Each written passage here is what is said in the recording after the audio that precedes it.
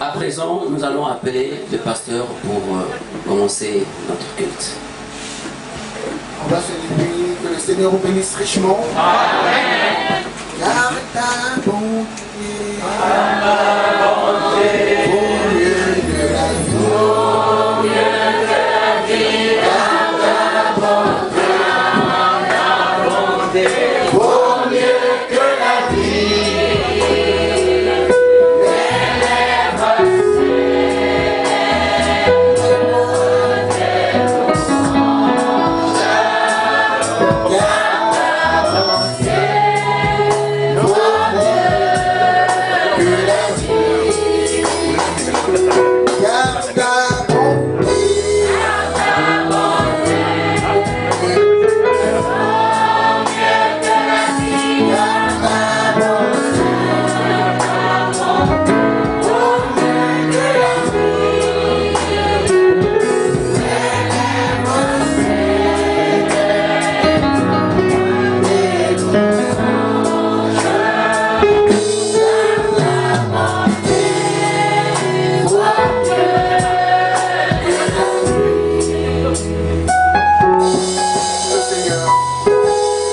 Seigneur Jésus-Christ, Dieu Tout-Puissant, auteur de la vie, donateur de tout don parfait et excellent, toi qui n'as ni commencement de jour, ni fin de vie, toi l'ancien des jours, nous voulons te dire merci pour l'occasion que nous avons d'être en vie ce jour.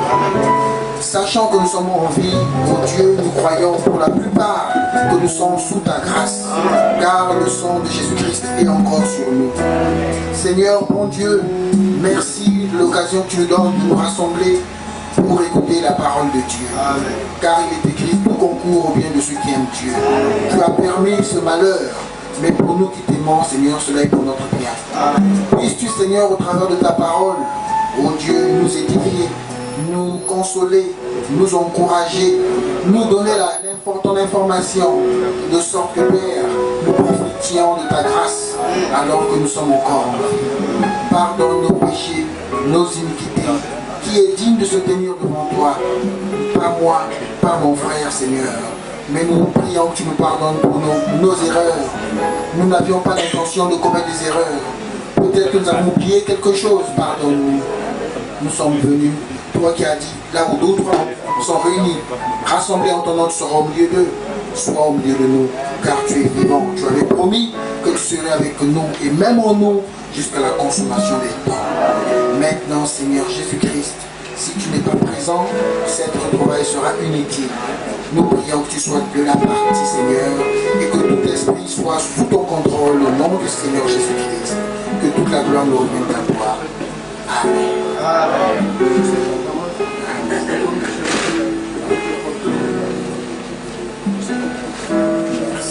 Je vous salue dans le nom de notre Seigneur Jésus-Christ.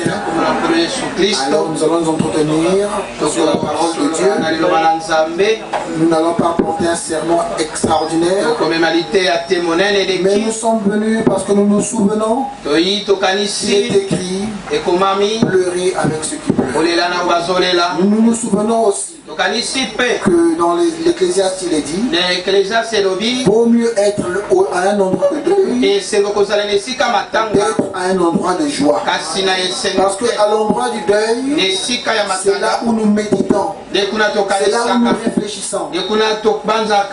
Et nous pouvons savoir que nous aussi un jour, nous quitterons la terre. Amen. Amen. Alors nous allons lire dans la Bible un passage d'or. Il s'agit de Jean chapitre 3. J'ai oublié mes lunettes. Y a-t-il quelqu'un qui peut me donner ses lunettes? J'essaie de forcer mais je n'arrive pas. Ah, merci beaucoup.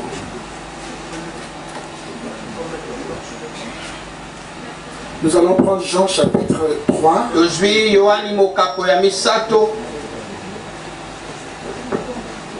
Merci.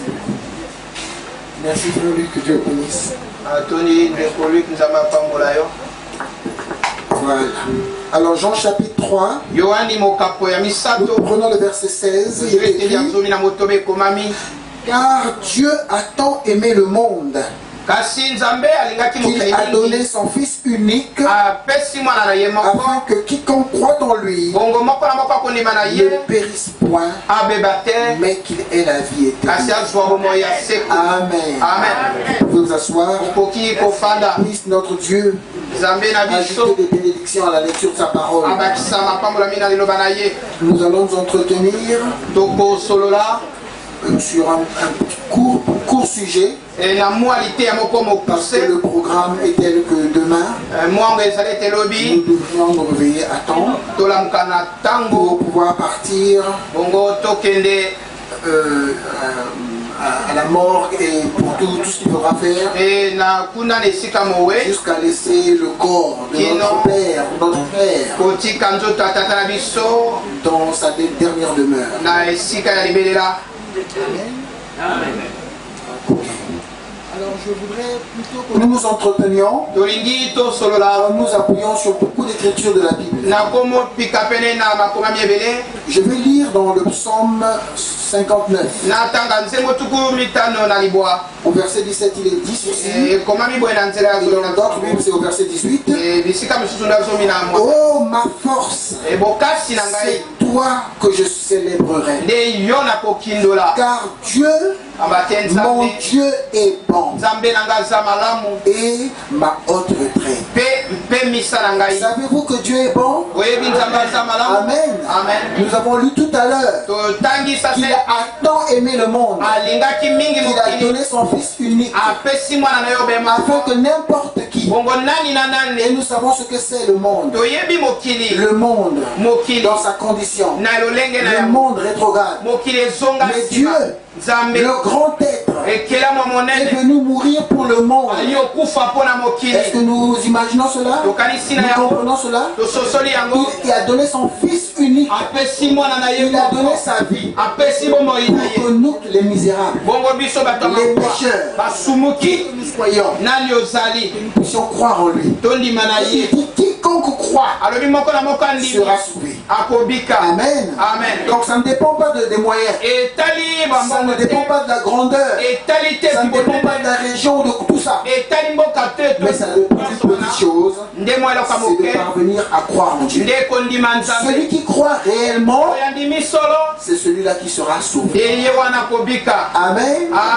J'ai un autre passage des Écritures, parce que beaucoup d'entre nous lisons la Bible. Il est écrit dans Timothée, 1 Timothée au chapitre 2. J'exhorte donc avant toute chose à faire des prières, des supplications, des requêtes, des actions de grâce pour tous les hommes. Dieu, au travers de son prophète Paul, nous dit ceci: il veut que nous prions les uns pour les autres. C'est bien ce que j'ai lu. Amen.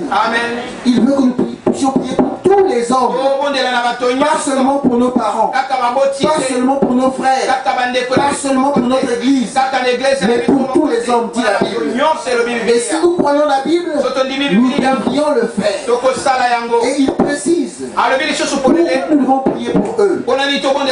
Il ajoute prier pour les rois et pour tous ceux qui sont élevés en dignité, afin que nous menions une vie paisible et tranquille. La volonté de Dieu est que l'homme vive heureux, l'homme vive en paix. Et il veut que nous puissions prier pour les autorités, afin que cela puisse nous administrer de manière à ce que nous vivions paisiblement, tranquillement. Je crois qu'il disait à l'époque, au temps de Jérémie, aux enfants d'Israël qui étaient déportés vers Babylone, il disait: priez pour la ville où vous êtes emmenés, car votre bonheur en dépend. Si votre ville est dans des troubles, vous serez dans des troubles, vous serez malheureux. Vous écoutez ce que dit la Bible, et au travers de cela, vous voyez la bonté de Dieu. Vous voyez combien Dieu veut que nous soyons heureux. Savez-vous, c'est Dieu qui a planté un jardin d'Éden, un jardin agréable. Un beau jardin où il avait placé l'homme. Malheureusement, l'homme a détruit ce que Dieu lui a donné. Savez-vous que Dieu ne tue pas l'homme? Vous le savez? C'est l'homme qui s'est détruit lui-même. C'est l'homme qui se tue lui-même. Attendez que je lise une autre écriture. Priez pour les rois et pour tous ceux qui sont élevés en dignité, afin que nous menions une vie paisible et tranquille, en toute piété et honnêteté. Dieu sait que si nous vivons dans la piété, dans l'honnêteté, nous n'aurons pas de problèmes. Vous savez, Dieu, Amen, vous m'entendez mieux? Dieu a donné sa loi dans l'Ancien Testament. Il l'a donné à Israël.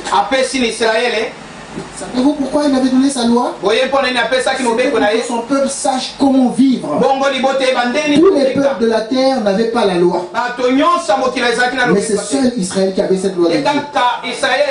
Il leur avait donné la loi afin que son peuple ne tombe pas dans les erreurs dans lesquelles se trouvaient ceux qui étaient là-bas à Canaan.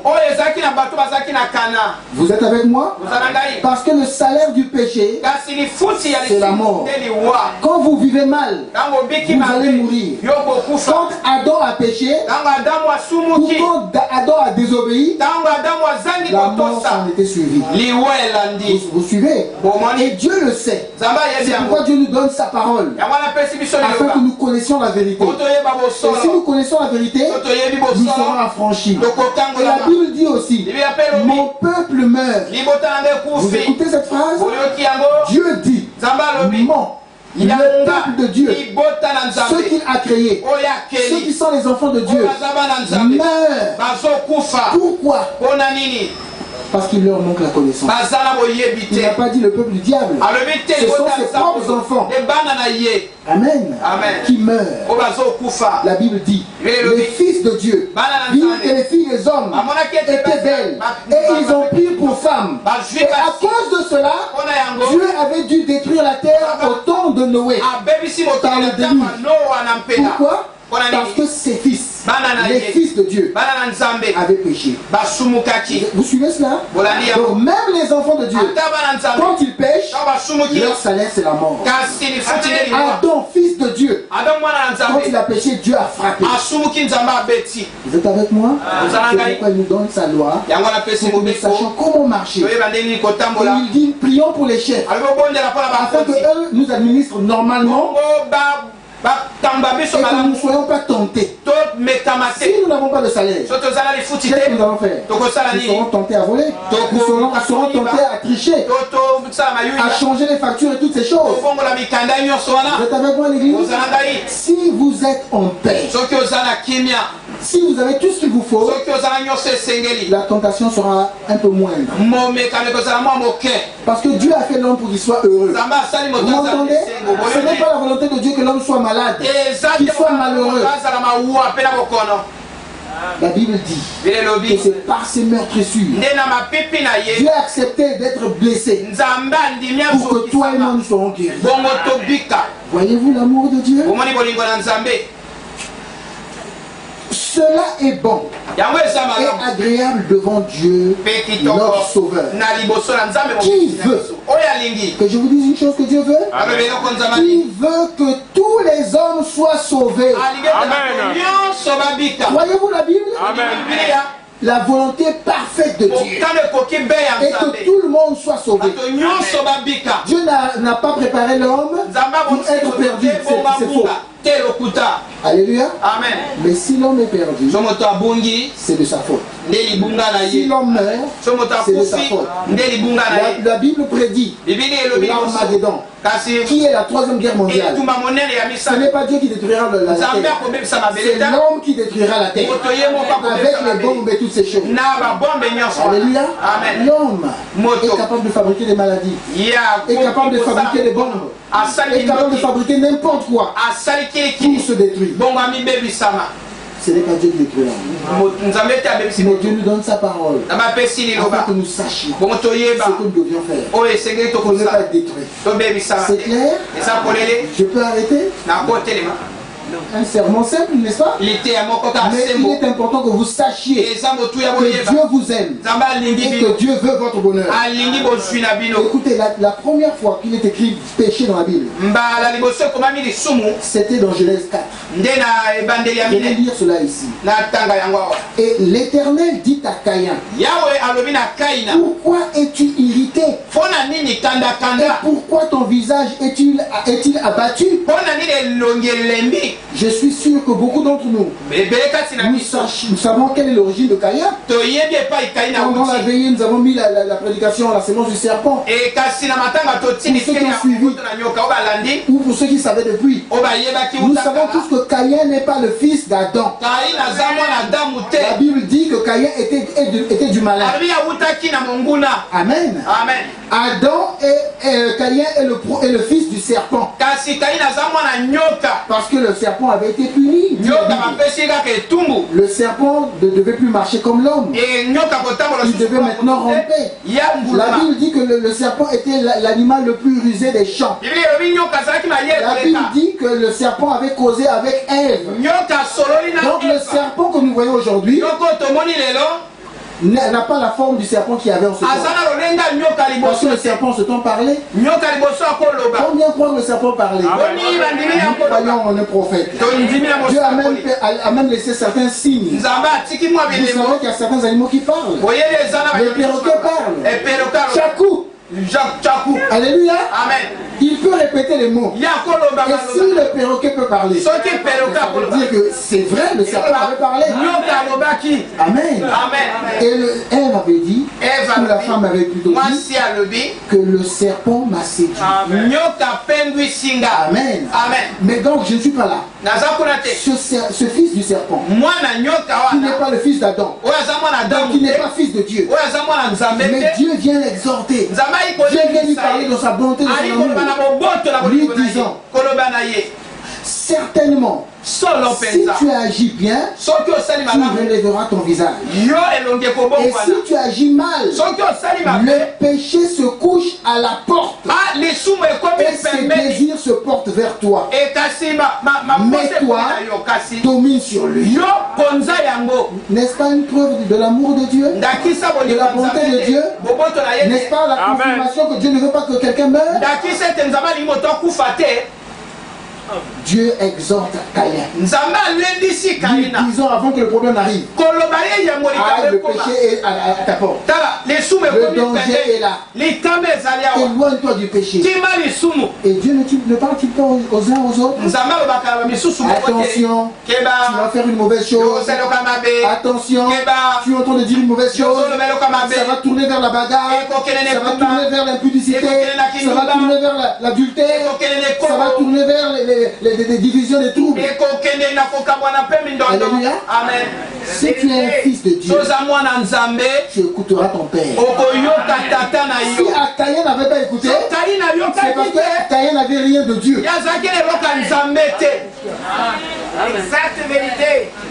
Même si tu es pécheur, j'en connais dans le Nouveau Testament des femmes adultères. Mais quand Jésus a dit va, ne pêche plus, elle est partie et elle n'avait plus péché. Ça, c'est une fille de Dieu. Amen. La Samaritaine, qui vient aborder le Seigneur, elle vient en tournant son pagne. C'était une femme qui avait un esprit de séduction, qui faisait tomber des hommes. Et elle vient aussi pour faire tomber Jésus. Alléluia. Amen. Mais Jésus est bon. Amen. Jésus ne regarde pas sa mauvaise vie. Jésus va lui parler. Et Jésus va lui dire, c'est moi, ce Messie. Amen. Et cette femme-là avait reconnu que Jésus était le Messie. Et cette femme avait changé de vie. Vous êtes avec moi, l'église? Et Dieu ne veut pas que le pécheur meure, mais il veut qu'il se répande et qu'il parvienne au salut. Alléluia. Amen. Vous avez entendu? Que vous soyez à l'extérieur ou à l'intérieur, si vous mourrez, si vous péchez, si vous allez en enfer, ce n'est pas la faute de Dieu, c'est de votre Dieu a pourvu tout ce qui était nécessaire pour vous. Je vais le lire. Je crois que les membres d'église, nous l'avons lu il n'y a pas longtemps. Et ce jour-là, il n'y avait pas beaucoup de gens. Je ne sais pas, nous ayons tous là. Dans le message, que pensez-vous du Christ? Prêché le dimanche 21 mars 54. Au paragraphe 15, Frère Branham dit: j'aimerais tirer un sujet si ça peut être appelé un sujet. Que pensez-vous du Christ? Tout le monde ici, chacun doit savoir, doit avoir une idée. Christ est qui pour toi? Pour moi, il est mon sauveur. Pour moi, il est mon guérisseur. Pour moi, il est mon protecteur. Ce n'est pas une garde qui me garde. Il y a des gens qui me gardent, mais qui meurent. Amen. Mais Jésus-Christ a dit: celui qui croit en moi est passé de la mort à la vie. Ça là, si ça tombe, ce n'est pas ça la mort. La preuve, Lazare n'était-il pas mort? C'est après notre langage. Mais Jésus avait dit: il dort. Je vais le réveiller. Vous êtes avec moi à l'église? Les chrétiens ne meurent pas. Sinon la parole de Dieu est fausse. Jésus dit: celui qui croit en moi est passé de la mort à la vie. Et si notre Père, si notre frère avait cru en Dieu, il est passé de la mort à la vie. Je voudrais prendre un autre sujet pour vous dire simplement qu'il est là, mais il est dans une autre dimension. Amen. Vous êtes avec moi? Amen. Combien j'aimerais en parler? Une autre fois. Vous êtes avec moi? Eh bien, c'est une chose très directe à donner à une assemblée des gens. Pourtant, ça doit être ainsi. Vous devez chacun vous dire: Christ est qui pour moi? S'il n'est rien pour toi, effectivement, il ne fera rien pour toi. Mais s'il est quelque chose pour toi, s'il est ton sauveur, il va te sauver. S'il est ton Seigneur, il te montre le chemin. Il va dominer sur toi. Si c'est l'argent ton Seigneur, si c'est le monde ton Seigneur, non, ayant Christ pour notre Seigneur. Lui, il est le bon berger. Il nous conduit dans les verts pâturages. Il est un chemin qui mène à la vie éternelle. Suivons-le. Amen. Et quand on le suit, il nous dira: si celui qui veut me suivre, qu'il prenne sa croix et qu'il me suive. Alléluia. Amen. Donc il y a tout ça dans le fait de suivre Jésus. Ce n'est pas un chemin facile. C'est un chemin de persécution, d'épreuve, de moquerie. Quand vous allez commencer à abandonner vos amis, qui vous emmènent souvent au bar, c'est sûr qu'on va se moquer de vous. C'est sûr qu'on va vous abandonner. On ne va plus vous dépanner. On ne va plus vous assister. Mais acceptez le Seigneur Jésus. Parce que lui vous emmène dans la bonne direction. Vous êtes avec moi? Amen. Et si lui a souffert, nous aussi nous devons souffrir. Aucun homme, point. Frère Branham dit: l'enfer n'a pas été fait pour les chrétiens. Alléluia. L'enfer n'a pas été fait pour toi, mon frère. Si tu es chrétien, un chrétien c'est celui qui croit en Christ. Quelqu'un qui croit en Mahomet n'est pas chrétien, il est musulman, il est déjà hors jeu. Quelqu'un qui croit en Bouddha, il n'est pas chrétien. La seule religion où l'auteur de cette religion est vivant, c'est le christianisme. Allez partout sur la terre, vous allez voir toutes ces religions-là. Leurs fondateurs sont morts. Mais le nôtre est vivant. Il était mort, il est ressuscité. Et en plus, il est avec nous. Notre religion est vivante. Il y a des religions où on vous dit: ne mangez pas, ne faites pas ceci, ne touchez pas. Et les hommes le font. Ça, c'est le formalisme. Mais notre religion, si Dieu habite en vous, même si vous voulez fumer, Dieu va dire: tu ne fumes pas. Si vous voulez commettre adultère, Dieu dira non. Vous voulez mentir, vous pouvez même mentir. Dieu ne va pas vous laisser en paix. Vous allez retourner, demander pardon. Notre religion est vivante. Mais les Les autres religions, c'est le formalisme. Chez nous, c'est un être qui vit. Paul disait, ce n'est plus moi qui vis, mais c'est Christ qui vit en moi.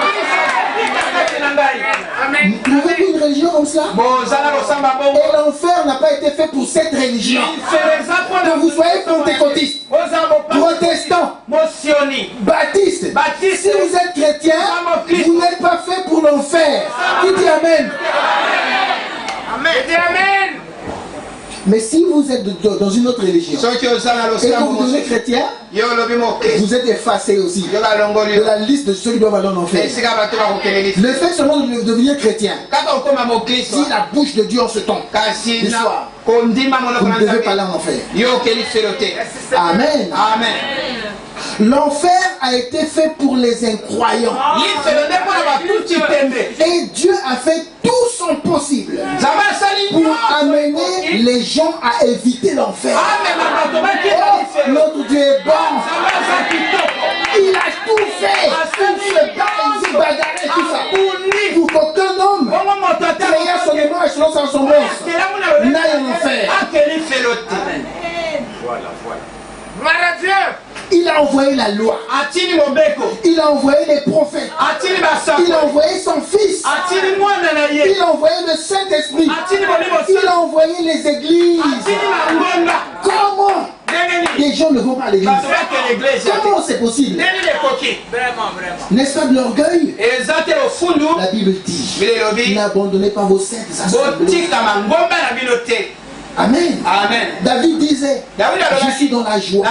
Quand on me dit, allons dans la maison du Seigneur. Mais je ne comprends pas qu'aujourd'hui, il y a des gens, quand leur église est ouverte, eux ne vont pas à l'église. C'est faux. Ce n'est pas un esprit chrétien. Vous êtes hors la loi. Amen. Amen. Allez dans vos églises. N'abandonnez pas vos assemblées. Amen. Amen. Pour rester regarder la télévision ou ainsi de suite. Alléluia. Amen. Il a envoyé toutes ces choses, les cantiques, tout pour essayer de vous empêcher d'aller en enfer. L'enfer n'a pas été fait pour les gens. L'enfer a été créé pour le diable et ses anges. N'est-ce pas ce que dit la Bible? Attendez que je lis ça dans la Bible pour qu'on soit rassuré. D'accord? Je crois qu'il est écrit. Quelqu'un connaît cette écriture? Au lieu que je la cherche. Je crois que dans Matthieu 25, il y a aussi une écriture comme ça. Ensuite, par exemple, au verset 41. Ensuite, il dira à ceux qui seront à sa gauche, retirez-vous de moi, maudit. Aller dans le feu éternel qui a été préparé pour le diable et pour ses anges. C'est clair. Et qui parle ici, ce n'est pas un prophète, c'est le prophète des prophètes. C'est le Dieu tout-puissant dans la chair. Il nous confirme que l'enfer n'est pas pour toi, n'est pas pour moi. Mais malheureusement, il y aura des gens qui vont se retrouver en enfer. Ça sera la faute à qui? Dieu permet même des décès pour te donner l'occasion d'écouter la parole de Dieu. Toi qui ne veux jamais aller écouter la parole de Dieu à l'église. Amen. Amen. Il faut aussi qu'à l'église, on donne la parole de Dieu. Mais si ce n'est pas la parole de Dieu, ça ne sert à rien. Parce que l'homme ne vivra pas de pain seulement, mais de toute parole qui sort de la bouche de Dieu. Et savez-vous quelle est la bouche de Dieu? Elle est grande, elle est grosse. La bouche de Dieu, c'est un prophète. Et Dieu ne fait rien sur la terre sans révéler ses secrets à ses serviteurs, les prophètes. Et nous croyons, selon la Bible, qu'aujourd'hui Dieu a envoyé un prophète, ses frères Branham. Amen. Ça, je suis sûr que beaucoup le savent. Amen. Et c'est ce que je lis, c'est pas ma connaissance. Je puise dans le message de frère. Amen. Moi je ne suis pas un prophète. Un prophète c'est celui qui reçoit la révélation directement de Dieu. Moi je suis un pasteur. Je suis différent. Vous êtes avec moi? Moi je ne suis que là pour garder un troupeau. Mais lui, il reçoit directement de Dieu. C'est brut. Et il dit ça tel que c'est. Et les autres ministères vont continuer le travail. Le docteur va enseigner. Va prendre écriture après écriture. Mais le prophète vous donne ça tel que c'est. Une vierge enfantera. Un point, un trait caché. Pas d'interprétation. Pas d'explication. Ça c'est un prophèt. Et le docteur viendra. Et le pasteur viendra. Et l'apôtre viendra, ainsi de suite. Et chacun la même écriture. Si c'est un évangéliste, il amènera ça dans le sens de l'évangélisation. Et ainsi de suite. C'est clair l'église? Je peux m'arrêter? Si vous allez en enfer, dites-le. Aujourd'hui, on signe devant Dieu. Si quelqu'un va en enfer, la faute à qui? Bon, ceux qui ne parlent pas, eux-mêmes ils savent où ils iront. Qui se semble en fait se mouche. Bon, je vais quand même encore aider. Si vous allez en faire, la faute à qui? Mais Dieu a tout fait. Avant que vous et moi, les Congolais, aujourd'hui, avant les 1900, les 2000, Dieu avait déjà payé le prix. En l'an 300, en l'an 33. Avant que tu ne naisses, il avait déjà payé. Il a donné son sang pour tes péchés. Donc tu es né sous le sang de Christ. Déjà couvert. Il veut seulement que tu acceptes, que tu reconnaisses. Vous êtes avec moi l'église? Attendez, je termine cette lecture. Vous ne pouvez pas aller facilement en enfer. Amen. Dieu a empêché. Dieu ne veut pas que l'homme aille en enfer. Donc si quelqu'un va en enfer, ça veut dire qu'il est fort.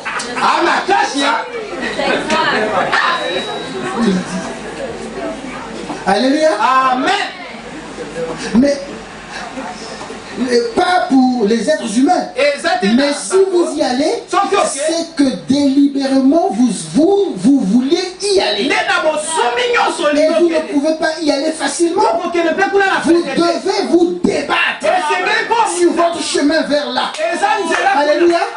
Il y a des gens pour le péché. La nuit, il y a des serpents dans le noir qui se bat à pécher. Il y a des bandits. Il dit il faut que je pêche.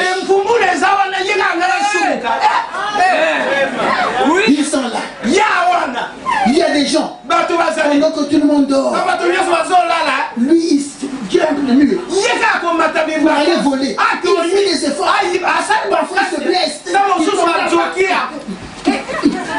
Tout ça il se bat pour aller en enfer. Alors il avait dit tu ne voleras point.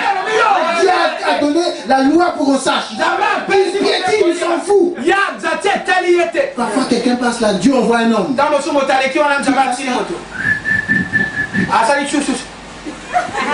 Il se cache. Mais l'homme là, il passait pour que tu dises ah non, on va me voir, je quitte. Non, il se cache et il repart. Alléluia. Amen. Les impudiques, même vous savez. On prend la commune d'impudicité. Dieu du ciel intervient. Il envoie quelqu'un.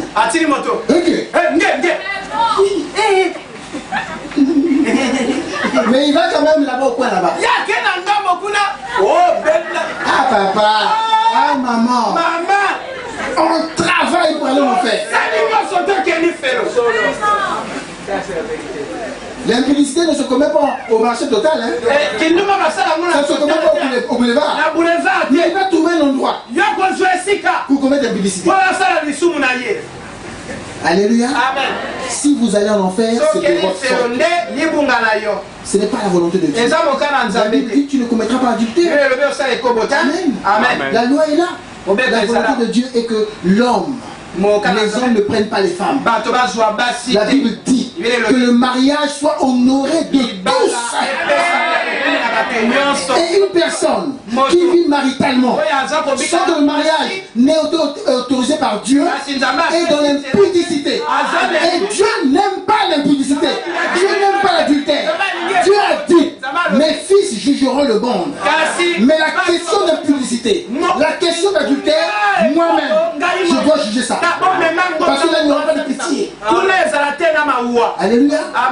Mais il y a des gens qui se retrouvent quand même dans l'impudicité. Et il y en a qui ont grandi dans le message, qui ont été consacrés bébés dans une église. Tout ça, c'est Dieu qui a préparé. Il a préparé que ton père et ta mère croient.